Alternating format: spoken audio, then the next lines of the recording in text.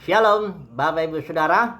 Renungan kita pagi hari ini masih terus ya, kita meneruskan tema besar kita bahwa rencana Bapa menegakkan kerajaan anaknya di muka bumi ini, di mana ada manusia yang harus menjalankannya itu yang sudah diproses ya, dan supaya menjadi serupa dan segambar dengan Dia. Taman Eden merupakan gambaran daripada manusia yang masih diproses di gambaran kerajaan surga di bumi yang masih awalnya ya, tahap awalnya. Tapi nanti di kota Yerusalem baru itu sudah jadi ya nanti. Ini yang hari ini kita lihat temanya. Temanya pelayanan kota Yerusalem baru. Karena banyak orang berpikir kota Yerusalem baru itu adalah kota jasmani ya. Bukan, kota Yerusalem baru itu orang mempelai anak domba. Mari kita melihat dulu ya. Di Wahyu pasal 21. Ini ada dikatakan ayat 9, maka datanglah seorang dari ketujuh malaikat yang memegang ketujuh cawan yang penuh dengan ketujuh malapetaka terakhir itu. Lalu ia berkata kepadaku, katanya, mari ke sini, aku akan menunjukkan kepadamu pengantin perempuan mempelai anak domba. Jadi malaikat ini mau menunjukkan kepada Rasul Yohanes mempelai anak domba. Nah, ayat sebelumnya dia melihat tunjuk ini. Lalu di dalam roh ia membawa aku itu Yohanes ya, ke atas sebuah gunung yang besar dan lagi tinggi, dan ia menunjukkan kepadaku kota yang kudus. Nah, jadi mempelai anak domba itu kota yang kudus, Yerusalem turun dari sorga. Kota yang kudus Yerusalem itu adalah Yerusalem baru itu.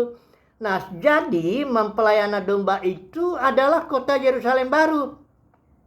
Ya, mempelai anak domba itu kan orang kan. Kota Yerusalem baru itu adalah simbol yang menggambarkan orang-orang yang ini nih, mempelai anak domba ini ya. Nah, sekarang kita mau bertanya lebih khusus lagi. Siapa sih sebenarnya mempelai anak domba ini? Ya, mari kita melihat dulu perjanjian antara Israel dengan Yahweh itu bersifat seperti apa. Yaitu kalau kita lihat dari Yeremia 31 ayat 31, kita melihat di sini. Tapi saya pakai ILT ya supaya kita lihat jelas di sini ya.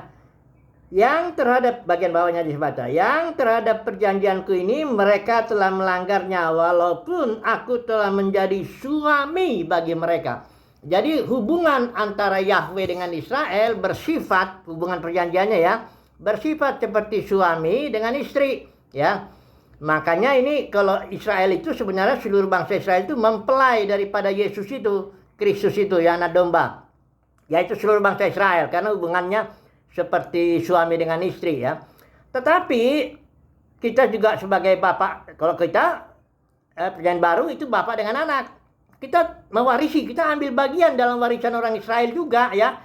Ya, jadi itu sebabnya mempelai anak domba terdiri dari bangsa Israel secara keseluruhan, dan kita juga ya, gereja ya. Orang bilang kadang-kadang Israel baru atau apalah, terserahlah. Pokoknya kita mengambil bagian di situ ya. Karena perjanjian baru kan itu kan sebenarnya terusan dari perjanjian lama juga ya. Oke. Tapi di sini kita harus perhatikan dulu satu malaikat ini. Malaikat ini siapa ini? Coba perhatikan ya. Maka datanglah seorang dari ketujuh malaikat yang memegang ketujuh cawan yang penuh dengan ketujuh malapetaka terakhir. Ini malaikat ini muncul juga di Wahyu pasal 17 ayat 1 ketika dia mendisiplin pelacur besar, yaitu gereja pelacur itu. Gereja pelacur yang menerima firman Tuhan, menerima tradisi, menerima otoritas Tuhan, otoritas manusia, semua masuk semua. Sudah tahu kan kalau pelacur itu menerima banyak benih dari pria.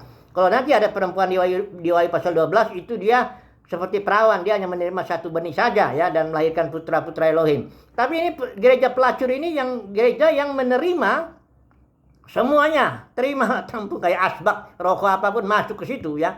Nah, ini malaikat inilah yang menunjukkan, dikatakan, mari saya baca deh ya. Wahyu pasal 17 ayat 1. Lalu datanglah seorang dari ketujuh malaikat yang bawa ketujuh cawan itu berkata kepada, mari ke sini. Aku akan menunjukkan kepadamu putusan atau penghakiman istilahnya ini atas pelacur besar ya.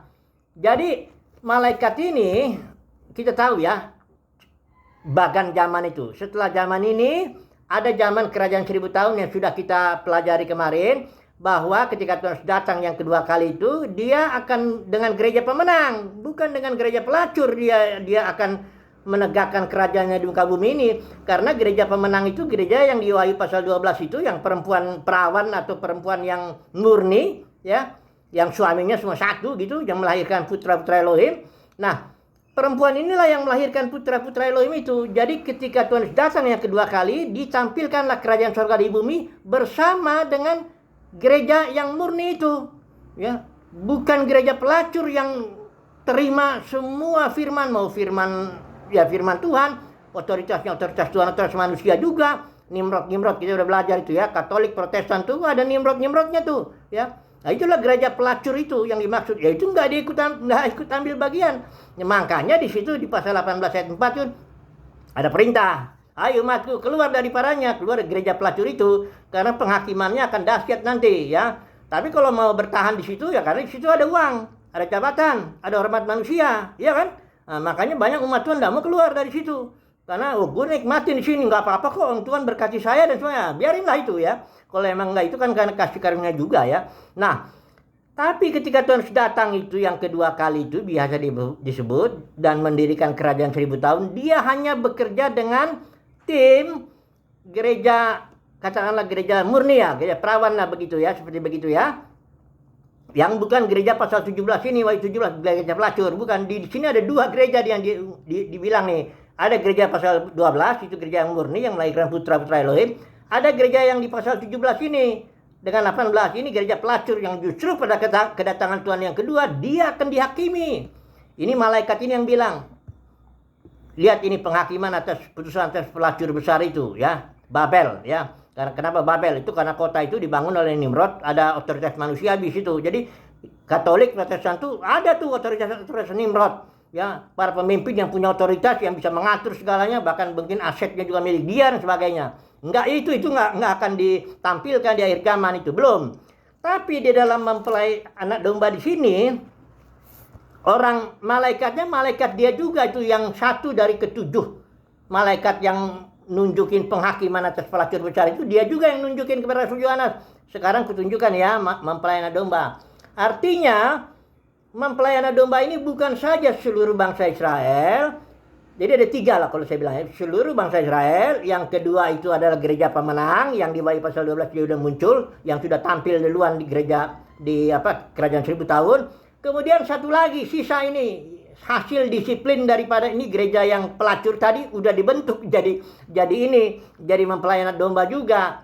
Diproses dia selama 1000 tahun. Ini 1000 tahunnya apakah memang dia suatu angka yang betul-betul 1000 tahun atau itu suatu simbol juga sejangka waktu ya. Pendeknya mempelai anak domba itu terdiri dari setidaknya tiga ini.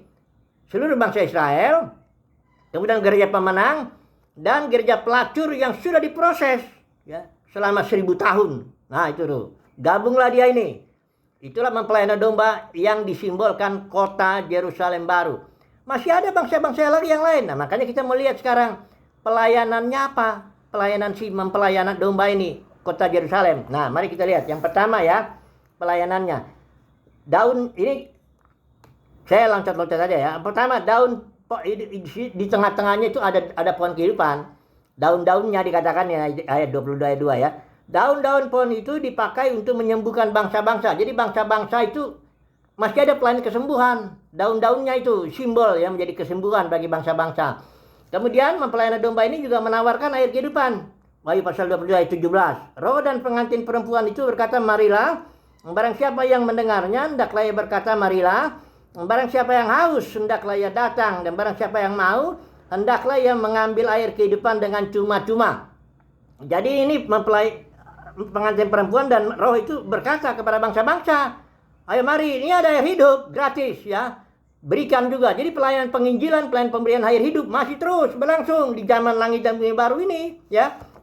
Nah kemudian nanti kita melihat sampai kapan dia ini pelayanannya, sampai maut dikalahkan ini. Nih lihat Wahyu 21:4. Dan ia akan menghapus, bahkan air mata nggak ada lagi, maut tidak akan ada lagi, tidak akan lagi pergabungan, tidak ada tetap tangis, tidak ada duka cita, sebab segala sesuatu yang lama itu telah berlalu. Jadi pelayanan daripada ini memulihkan segala sesuatu. Nggak ada lagi maut. Ingat ya, upah dosa maut. Jangan bilang neraka kekal. Nah, itu udah sesat banget itu. Kalau udah begitu ya udah silakan aja, itu nanti bagian dari perempuan pelacur itu ya. Itu ajaran neraka kekal, itu ajaran gereja pelacur itu, bukan berasal dari gereja yang Wahyu pasal 12. Nah, di sini pelayanan domba menghancurkan maut itu yang merupakan upah dosa, yang merupakan musuh terakhir ya. Kalau di 1 Korintus 15 itu musuh terakhir itu ya. Nah, kemudian bukan saja itu. Nanti setelah dalam proses itu kita masuk ke dalam kekekalan. Karena apa? Kita nggak lagi dalam dimensi waktu. Perhatikan di sini ya. Dan kota itu tidak memerlukan matahari dan bulan. Kenapa nggak perlu matahari bulan? Matahari bulan itu kan diciptakan Tuhan untuk ngatur waktu. Waktu pun diciptakan. Waktu itu ada awalnya, ada akhirnya.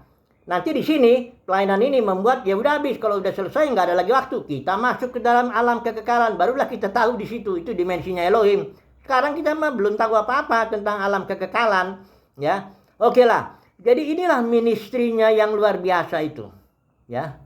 Nah kayaknya kalau orang Kristen, dunia kekristenan sekarang ini, dunia pelacur ini sebenarnya ini ya, gereja pelacur itu, dia bilang nggak ada lagi kasih karunia.